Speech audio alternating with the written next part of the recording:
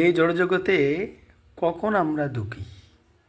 কৃষ্ণ বলি যে জীব ভোগবাঞ্ছা করে, নিকটস্থ মায়া তারে ঝাপটিয়া ধরে। অর্থাৎ কৃষ্ণকে বলে যখন আমরা ভোগ করব, ভোগের ইচ্ছা করব, ভোগের প্রয়াসী হব, তখনই আমরা দুঃখী।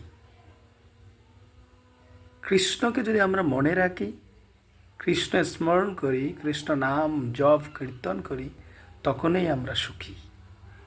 কৃষ্ণ বলে যে জীব অনাদি বহির্মুখ, অতএব মায়া তারে দে সংসার আদি দুঃখ। কৃষ্ণকে বলে যখন আমরা এই জড় সংসার ভোগ করব, আমার আমি এই প্রবৃত্তিতে নিযুক্ত থাকব, তখনই আমার দুঃখের প্রাদুর্ভাব ঘটবে। তাই আমরা প্রয়াস করি যাতে কৃষ্ণকে সর্বদাই মনে রাখতে পারি। কৃষ্ণকে সর্বদাই মনে রাখাটাই হচ্ছে ভক্তি। আর কৃষ্ণকে মনে রাখতে পারলেই আমরা প্রকৃত শান্তি লাভ করতে পারব।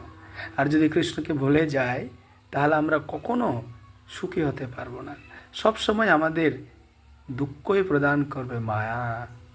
এক মুহূর্তের জন্য যদি কৃষ্ণকে ভুলে যায়, একদিনের জন্য, 2 দিনের জন্য, 3 দিনের জন্য যদি ভুলে যায়, সেই মুহূর্তগুলো আমাকে যন্ত্রণা দিবে, আর সেই যন্ত্রণা আমাকে সারা জীবন ভোগ করতে হবে। তাই আমরা কখনো কৃষ্ণকে ভুলব না।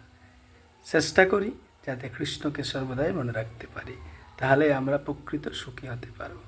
হরে কৃষ্ণ কৃষ্ণ কৃষ্ণ হরে হরে, হরে রাম রাম রাম হরে হরে।